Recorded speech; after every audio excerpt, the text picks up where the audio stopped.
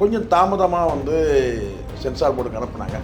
Sensor போர்ட்லேயே கொஞ்சம் தாமதமாக அந்த படத்தை வந்து எடுத்து அதில் நிறைய சிசர்லாம் நிறைய கத்திரி நிறைய போகணும்னு சொன்னாங்க. அதுக்கு காரணம் கேட்டால் மத ரீதியான கருத்துக்கள் இருக்குது. ஸோ ஹைகோர்ட்டில் இருக்க ஸ்பெஷல் பெஞ்ச் என்ன சொல்கிறாங்கன்னா, இது வந்து தனி நீதிமன்ற நீதிபதி வந்து மீண்டும் விசாரணைக்கு எடுக்கணும். இது வந்து ஒருதலை பட்சமாக தீர்ப்பு கொடுத்துருக்குறாங்க. சென்சார் போர்டை வந்து இவங்க வந்து பதில் மனு தாக்கல் சொல்லிச்சு. அவங்களுடைய பதிலை கேட்டிருக்கணும். அவங்கள கேட்காமே ஒருதலை பட்சமாக வந்து தீர்ப்பு கொடுத்துருக்காங்க. அதனால் தனி நீதிமன்ற நீதிபதி கொடுத்த அந்த தீர்ப்பு வந்து செல்லுபடியாகாது.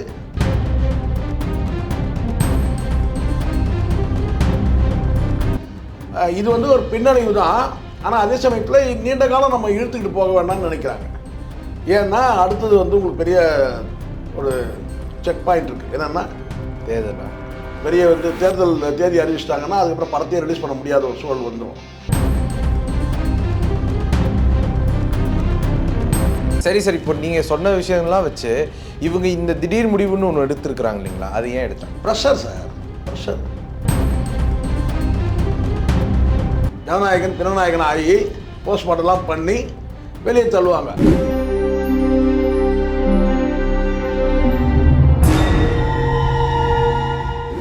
ஆடுகளம் சினிமா நேயர்களுக்கு வணக்கம். என்று நம்மோட நேர்காணல் பேசுவதற்காக சினிமா திறனாய்வாளர் திருமிகு சேகூர ஜெய்சங்கர் அவர்கள் நம்ம வந்திருக்கிறார். வரங்கள் அவரோடு பேசலாம். சார் வணக்கம். சார் வணக்கம். சார், ஜனநாயகன் படம் மறு ஆய்வு குழுக்கு அனுப்ப போகிறதா சொல்கிறாங்க. இப்போ இருக்கிற லேட்டஸ்ட் அப்டேட்டின் படி. அதுவும் இல்லாமல் நீதிமன்றத்தில் பட தயாரிப்பு நிறுவனமும் வாபஸ் வாங்க போகுதுன்னுலாம் சொல்கிறாங்க. எப்படி பார்க்குறீங்க? என்ன நடக்க போகுது? இல்லை, இப்போது இதை எப்படி பேசணும்னா, ஜனநாயகன் கடந்து வந்த பாதை, எப்படி ஜனநாயகன் கடந்து வந்த பாதை அப்படி தான் நம்ம பேசணும். ஏன்னா இந்த படத்தை முதல்ல தீபாவளிக்கு ரிலீஸ் பண்ணுறதா திட்டமிட்டு இருந்தாங்க படக்குழு. அதுக்கப்புறம் வந்து இந்த கரூர் சம்பவத்தினால அப்படியே தள்ளி போட்டு பொங்கலுக்கு கொண்டு வந்து ரிலீஸ் பண்ணிடலான்னு ட்ரை பண்ணாங்க. அதுக்காக வந்து கொஞ்சம் தாமதமாக வந்து சென்சார் போர்டுக்கு அனுப்புனாங்க. சென்சார் போர்ட்லேயே கொஞ்சம் தாமதமாக அந்த படத்தை வந்து எடுத்து அதில் நிறைய சிசர்லாம் நிறைய கத்திரி நிறைய போகணும்னு சொன்னாங்க. அதுக்கு காரணம் கேட்டால் மத ரீதியான கருத்துக்கள் இருக்குது, நடப்பு அரசியல் குறித்து ஒவ்வாத கருத்துக்கள் நிறைய இருக்குது அப்படின்னு சொல்லி நிறைய காரணங்கள் சொல்லி வந்து அதை வந்து மறு ஆய்வுக்குழுக்கு அனுப்புகிறோன்ற அந்த முடிவு எடுத்தாங்க. ஆனால் அந்த முடிவை எதிர்த்து தான் இவங்க வந்து மறு ஆய்வுக்குழுக்கு அனுப்பக்கூடாது, சென்சார் சர்டிஃபிகேட் கொடுக்கணும்னு சொல்லிட்டு இவங்க என்ன சொன்னாங்க, வந்து நீதிமன்றத்தை தனி நீதிமன்ற நீதிபதியை இவங்க அணுகிறாங்க. அவங்க என்ன சொல்கிறாங்கன்னு கேட்டால் வந்து அதிரடியாக வந்து இவங்களுக்கு படக்குழுவுக்கு சாதகமாக ஒரு தீர்ப்பு கொடுக்குறாங்க. சென்சார் போர்டு சர்டிஃபிகேட் கொடுக்கணும்னு சொல்லிட்டு கொடுக்குறாங்க. இது சம்மந்தமாக வந்து அப்பீலுக்கு போகிறாங்க சென்சார் போர்டு. என்னன்னாக்கா, இது வந்து ஒருதலைபட்சமாக எங்களை எந்த விதமான கருத்துக்களும் கேட்காமையே இவங்க வந்து ஒருதலைபட்சமாக இந்த வந்து நீதிபதி தனி நீதிமன்ற நீதிபதி வந்து தீர்ப்பு கொடுத்துருக்காங்கன்னு சொல்லிட்டு இவங்க போகிறாங்க, அப்பீலுக்கு போகிறாங்க. அந்த கேஸ் எங்கே இருக்குதுன்னு கேட்டிங்கன்னா ஹைகோர்ட்டில் இருக்குது. உடனே இவங்க என்ன செய்கிறாங்கன்னா, வந்து அவசரகதியாக வந்து வேகமாக போய் என்ன பண்ணுறாங்க, சுப்ரீம் கோர்ட்டுக்கு போகிறாங்க. என்னன்னா வந்து ஹைகோர்ட்டில் நடக்கிற அந்த வழக்கு வந்து இவங்க வந்து அங்கே உச்சநீதிமன்றத்தில் நிவாரணம் தேடும் போது அவங்க என்ன சொல்கிறாங்கன்னா, ஹைகோர்ட்டில் பெண்டிங் இருக்கும்போது நாங்கள் இதில் தலையிடவே முடியாதுன்னு சொல்லிட்டு தள்ளுபடி பண்ணிடுறாங்க. திருப்பி வந்து ஹைகோர்ட்லேயே இந்த வழக்கு நடந்து முடிஞ்சு, ஸோ ஹைகோர்ட்டில் இருக்க ஸ்பெஷல் பெஞ்ச் என்ன சொல்கிறாங்கன்னா, இது வந்து தனி நீதிமன்ற நீதிபதி வந்து மீண்டும் விசாரணைக்கு எடுக்கணும். இது வந்து ஒருதலை பட்சமாக தீர்ப்பு கொடுத்துருக்குறாங்க. சென்சார் போர்டை வந்து இவங்க வந்து பதில் மனு தாக்கல் சொல்லிச்சு. அவங்களுடைய பதிலை கேட்டிருக்கணும். அவங்கள கேட்காமே ஒருதலை பட்சமாக வந்து தீர்ப்பு கொடுத்துருக்காங்க. அதனால் தனி நீதிமன்ற நீதிபதி கொடுத்த அந்த தீர்ப்பு வந்து செல்லுபடியாகாது. மீண்டும் வந்து விசாரணைக்கு எடுத்து வந்து முறையாக வந்து சென்சார் போர்டு வந்து ரிப்ளை கேட்டு அந்த வழக்கை நடத்தணும்னு சொல்கிறாங்க. இந்த சுச்சுவேஷனில் வந்து இவங்க என்ன படக்குழு என்ன முடிவு எடுக்கிறாங்கன்னா, காலதாமதம் ஆகிட்டு இருக்குதுனால இவங்க என்ன நினைக்கிறாங்கன்னா, மறு ஆய்வு குழுக்கு நம்ம எதை இவங்க சேலஞ்ச் பண்ணாங்களோ மறு ஆய்வு குழுக்கு அனுப்பக்கூடாதுன்ற முடிவு எடுத்தாங்க இல்லையா, இவன் மறு ஆய்வு குழுக்கு அனுப்பிடலாம். மறு ஆய்வு குழுக்கு போகிறது எதுக்குன்னு கேட்டால் நிறைய கத்திரிகள் போட்டுருவாங்க, போஸ்ட்மார்ட்டம் பண்ணுவாங்கன்றதுனால தான் இவங்க வந்து முதல்ல அவாய்ட் பண்ணாங்க. அது வந்து அதை எதிர்த்து இவங்க நீதிமன்றத்துக்கு போனது அதனால தான். இப்போ என்ன முடிவு பண்ணியிருக்காங்க, படக்குழுன்றது வந்து யார், இது ஜனநாயகன் படக்குழுனா யார், விஜய் இவங்க தான். படக்குழுனா என்ன, விஜய் அதில் இருக்கிற ப்ரொடியூசரு இவங்க தான். அப்போ இவங்க என்ன பண்ணுறாங்கன்னா, நீதிமன்றத்தில் வழக்கு இருக்கும்போது இப்போ இப்படி ஒரு முடிவு எடுக்கிறாங்கன்னா நீதிமன்றத்தில் இருக்க வழக்கு வந்து வாபஸ் பணம் வந்து வாங்கணும்.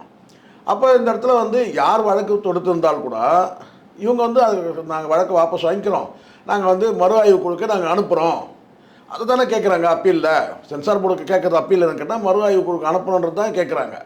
அப்போ இவங்க என்ன சொன்னாங்க, நம்ம இதுக்கு மேலே வந்து சேலஞ்ச் பண்ண வேண்டாம், நம்ம மறுஆய்வு குழுக்கு நம்ம அனுப்பிடலாம்னு சொல்லிட்டு முடிவெடுக்கிறாங்க. ஸோ அதனால் வந்து இதுதான் இப்போதைக்கு நடந்திருக்கிறது. இதுதான் இப்போ நீதிமன்றத்தில் வந்து வழக்கு வரும்போது இவங்க என்ன செய்வாங்கன்னு கேட்டால், நாங்கள் வந்து மறுஆய்வு குழுக்கு நாங்கள் வந்து படத்தை அனுப்புகிறோம், அவங்க என்ன சென்சார் பண்ணாங்களோ அதுக்கு நாங்கள் ஒப்புதல் பண்ணேன். இது வந்து ஒரு பின்னடைவு தான். ஆனால் அதே சமயத்தில் நீண்ட காலம் நம்ம இழுத்துக்கிட்டு போக வேண்டாம்னு நினைக்கிறாங்க. ஏன்னா அடுத்தது வந்து உங்களுக்கு பெரிய ஒரு செக் பாயிண்ட் இருக்குது. என்னென்னா தேர்தலா பெரிய வந்து தேர்தல் தேதி அறிவிச்சிட்டாங்கன்னா அதுக்கப்புறம் படத்தையே ரிலீஸ் பண்ண முடியாத ஒரு சூழல் வந்துடும். அதனால் இப்போ வந்து செய்கிறாங்கன்னா சமயசிதமாக வந்து இவங்க எடுக்கிறாங்க. நீதிமன்றத்தில் வழக்கு வரும்போது இப்போ 1-2 நாளில் வந்துடும் நீதிபதி வழக்கு வரும்போது, அப்போ நாங்கள் வந்து இதை வந்து நாங்கள் விட்ரா பண்ணிக்கிறோம் அப்படின்னு சொல்லிட்டு இப்போ லிஸ்ட் ஆகிருக்கு கேஸு. ஸோ நாளைக்கு கேஸ் வரும்போது நாங்கள் வந்து விட்ரா பண்ணிக்கிறோம், நாங்கள் வந்து மறுஆய்வு குழுக்கு படத்தை அனுப்புகிறோம் அப்படின்னு சொல்லி கொடுப்பாங்க. அவ்வளோ இதான் நடந்திருக்கு மேட்ரு. அப்போ ஜனநாயகன் ரிலீஸ் ஆகிறனால வந்து ரிலீஸ் ஆகிறதுக்கான வாய்ப்பு இருக்குது. எப்படின்னா எப்படி ரிலீஸ் ஆகிறதுக்கு வாய்ப்பு இருக்குன்னா, இவங்க இந்த வழக்கை வாபஸ் வாங்கிட்டு மறுஆய்வு குழுக்கு அனுப்பி மறுஆய்வு குழு வந்து எங்கெல்லாம் சிசர் போடுறாங்களோ அதுக்கெல்லாம் இவங்க எதுவும் பிரச்சனை எதுவும் கிடையாது அப்படின்னு ஒரு முடிவு எடுத்தாங்கன்னா வந்து எப்படி வேணால் நீங்கள் கட் பண்ணிங்கப்பா, படம் வந்தால் போதும், அந்த நிலைக்கு தள்ளப்பட்டாங்க. படம் எப்படியாவது நீங்கள் கட் பண்ணி கூட வந்து படம் வரட்டோம்னா, அப்போ இவங்க வந்து சென்சார் போர்டு என்ன கட் பண்ணுறாங்களோ அதுக்கப்புறம் படத்தை ரிலீஸ் பண்ணுவாங்க. கிட்டத்தட்ட பராசக்தி என்ன நடந்துச்சு, பராசக்தி இதே தான். என்ன வந்து மறுஆய்வு குழுக்கு அனுப்புறதுனால அவங்க படத்தை கவனமாக பார்த்து எதெல்லாம் கட் பண்ணணுமோ அதெல்லாம் கட் பண்ணிவிட்டு படத்தை ரிலீஸ் பண்ணுறாங்க. அவங்க வந்து படம் ரிலீஸ் ஆகிடும். இப்போ இப்படி ஒரு முடிவு எடுத்ததுனால, ஏன்னா படக்குழு தான் இப்போ எல்லாமே முடிவு. படக்குழு என்னன்னு கேட்டிங்கன்னா இதை வந்து சவாலாக சேலஞ்ச் பண்ணது அவங்க தான். இப்போ படக்குழு என்ன நினைக்கிறாங்கன்னா, இதுக்கு மேலே நம்ம இழுத்துட்டு போக முடியாது கோர்ட்டில், அதனால் நம்ம வந்து சென்சார் போர்டோட ரிவ்யூ கமிட்டிக்கு நம்ம அனுப்பிடலாம் படத்தை. அவங்க என்ன முடிவு எடுக்கிறாங்களோ இதை முதலே செஞ்சுருந்தா இந்நேரம் படம் ரிலீஸ் ஆகிருக்கும். சரி சார், இப்போ நீங்கள் சொன்ன விஷயங்கள்லாம் வச்சு இவங்க இந்த திடீர் முடிவுன்னு ஒன்று எடுத்துருக்குறாங்க இல்லைங்களா, அது ஏன் எடுத்தாங்க? Pressure sir, pressure. ஏன்னா ஒரு பக்கம் படம் வந்து கிட்டத்தட்ட ஒரு 500 கோடி செலவு பண்ணி இந்த படம் எடுக்கப்பட்டதாக சொல்லப்படுது. ஒன்று, வெளிநாடுகளில் ஓடிடிக்கு வந்து இவங்க வந்து ஒரு அஷூரன்ஸ் கொடுத்துட்டாங்க, இந்த டேட்டுக்குள்ளே படத்தை கொடுக்குறேன்னு சொல்லிட்டு.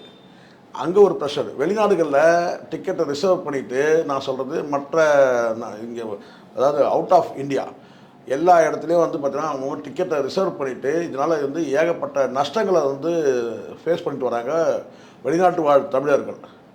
ஸோ இதனால் இந்த மாதிரியான ஒரு அழுத்த ப்ரெஷர் இப்போ நீங்கள் நீங்கள் நீடிச்சுட்டே போயிட்டீங்கன்னா அடுத்தது மே மாதத்துக்கு மேலே போயிடும். காரணம் என்னென்னா, இப்போ கோட் ஆஃப் கான்டக்ட் வருது, எலெக்ஷன் கோட் ஆஃப் கான்டக்ட் வருது, டேட்டு நெருங்கிடுச்சு. எலெக்ஷன் டேட் அறிவிச்சிட்டாங்கன்னா படத்தை ரிலீஸ் பண்ண முடியாது. அப்போ குறைஞ்சபட்சம் அந்த படம் வந்து ஒரு 5 நாள் 6 நாளாவது ஓடணும்னா இப்போ வந்து இவங்க இந்த வழக்கை முடிவு கொண்டு வரலாம். இல்லைன்னா வழக்கு நடத்தி அது எல்லாம் முடிஞ்சு அதுக்கப்புறம் அந்த தீர்ப்பு எப்படின்னு சொல்ல முடியாது. அதுக்கப்புறம் அந்த தீர்ப்பு மறுஆய்வு குழுக்கு அனுப்ப சொல்லி தான் முடிவாகும். அதோட இதுக்கு நாமளே அனுப்பிடலாம்ல, தீர்ப்புலாம் விசாரணைலாம் பண்ணி அதுக்கப்புறம் மறுஆய்வு குழுக்கு போகிறத விட நாமளே மறுஆய்வு குழுக்கு எடுத்து போயிடலாம்னு சொல்லிட்டு வழக்கை வந்து இவங்க விட்ரா பண்ணுறாங்க.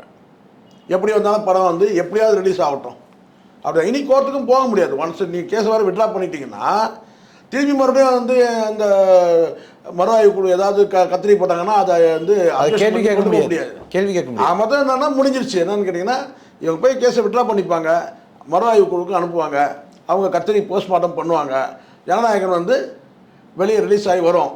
எப்படி வந்து இப்போ மார்ச்சுரியிலேருந்து பாடி வெளியே வந்து வீட்டுக்கு வந்து கொண்டு போகிற அந்த இதெல்லாம் பார்த்துருப்பீங்க இல்லையா, அந்த நிகழ்வு.